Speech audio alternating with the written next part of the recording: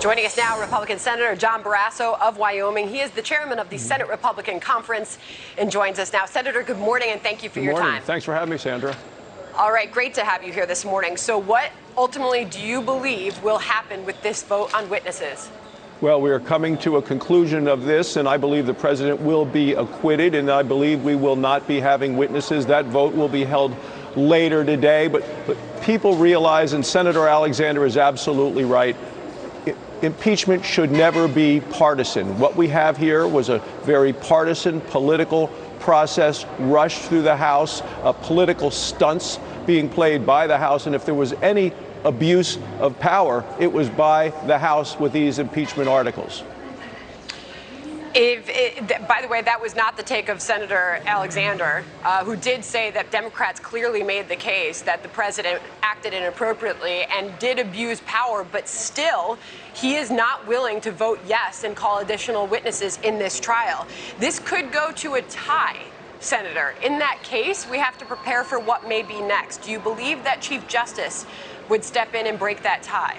No, I believe he will not. A tie fails in terms of the issue of witnesses. This Chief Justice has followed the lines of Rehnquist in the Clinton impeachment trial, so I would expect he would not put his hand on the scale at all in this. This has been a completely partisan effort by the Democrats. It has been a political effort against the president of the United States because the country is doing so well, the economy is doing so well. They themselves have said it may be the only way they can beat him.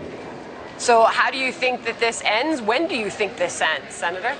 Well, you're there for the Super Bowl, and I will tell you, I think the Democrats may try to throw a couple of Hail Mary passes, so I can't tell you on the timing, but the way that it is going to end is the president will be acquitted, found not guilty by the Senate. What do you think those Hail Marys may be? Well, they'll try to delay things possibly. They'll try to maybe try to invoke the involvement of the Chief Justice, and I think he will not take the bait on that. We have spent a lot of time on this, Sandra. This is time that could have much better been spent working on behalf of the American people to lower drug costs, to help fix our aging bridges and roads, to help do things to help our veterans. And we've spent a lot of time on this that we need to get back to the work of the American people. I want to get back to that work starting next week. Still waiting to see where Lisa Murkowski falls on this witness vote. What are you hearing? Well, she'll make her own decision. I think she'll make her own announcement today, and certainly will when she casts her vote. But with Senator Alexander's decision, that seems to me to put it at the 50-50 that Ted Cruz just talked about. Lisa Murkowski would be 51-49 if she chooses to vote in that position of not taking witnesses. But the American people know we have heard enough. We have had 9 days of trial in the Senate, 17 witnesses from the House, thousands and thousands of pages of documents, a process that is going on now for a long period of time. And remember, the House managers have continued to talk about overwhelming evidence. They say they have made their case.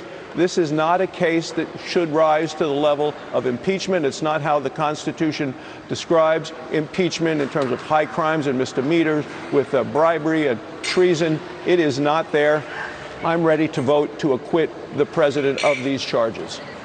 Senator, we'll see if that happens. There could be a quick up or down vote on those articles of impeachment as soon as tonight.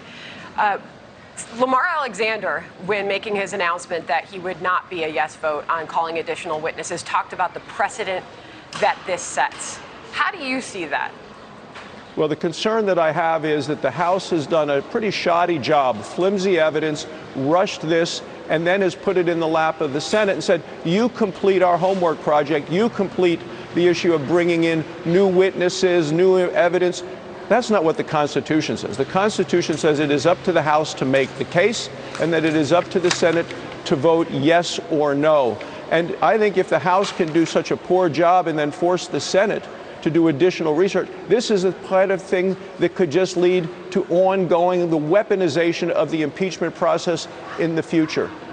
Impeachment should be used so very rarely, but it's been, three times in just the last 50 years. We do not want this to become the routine in America. And the way that the House, as I started, said they abuse their power by doing a poor job, a rush job, putting together a flimsy case, and then expecting the Senate to do their work for them, where they're not. That's not the way that the founding fathers had envisioned us. It's for us to make the decision on the case that they bring, and I'm ready to vote to acquit the president.